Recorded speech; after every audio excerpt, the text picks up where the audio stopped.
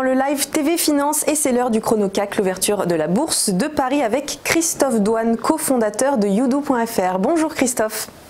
Bonjour Eleonore. Alors la bourse de Paris a fortement progressé vendredi sur fond d'espoir dans le dossier de la guerre commerciale. Qu'est-ce que vous avez pu en conclure ?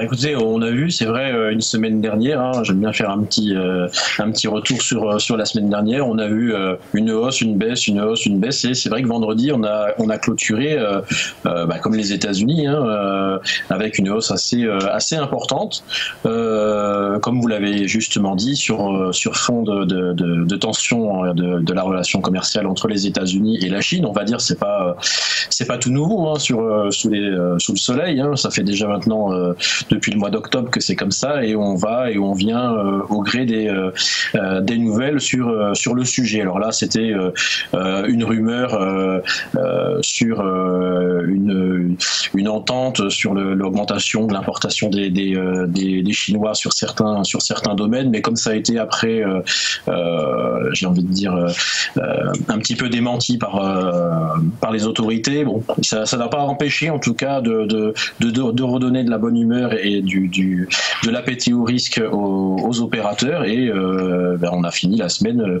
plutôt en beauté. Maintenant, on est sur des niveaux, on est un petit peu entre deux eaux à très court terme. On est là en ce moment, on va ouvrir sur les 4865.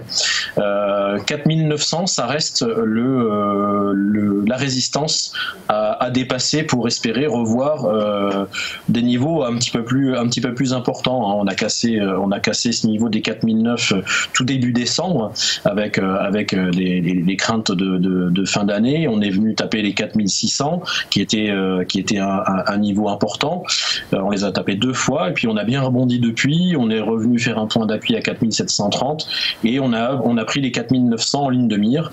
Mais pour l'instant, on démarre la semaine sous ces 4900, et tant que ces 4900 ne seront pas repris, on ne peut pas espérer voir une reprise haussière plus importante. En tout cas, pour l'instant, à très court terme, c'est la zone des 4720, donc on est assez loin encore, on est plutôt protégé. 4720 qui est la zone à défendre, en tout cas par les acheteurs, pour essayer de reprendre un point d'appui un petit peu plus important et espérer clôturer au-dessous des 4009, qui reste pour cette semaine, j'ai envie de dire, 4009, une clôture au-dessus des 4009 donnerait une impulsion, en tout cas une dimension rassurante pour les acheteurs sur le CAC.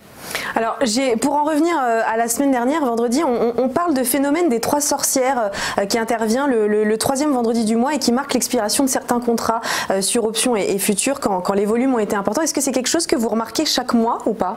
Alors, chaque mois, on peut pas dire, c'est pas. Alors, il y a les trois sorcières, il y a les quatre sorcières aussi. Ce sont des éléments, ce sont des moments importants, comme vous le dites, c'est des clôtures notamment d'options. Donc, généralement, ça augmente les volumes. Là, force est de constater que vendredi, c'était pas non plus des volumes de fou. C'était une séance plutôt sous un signe positif de reprise de confiance des investisseurs.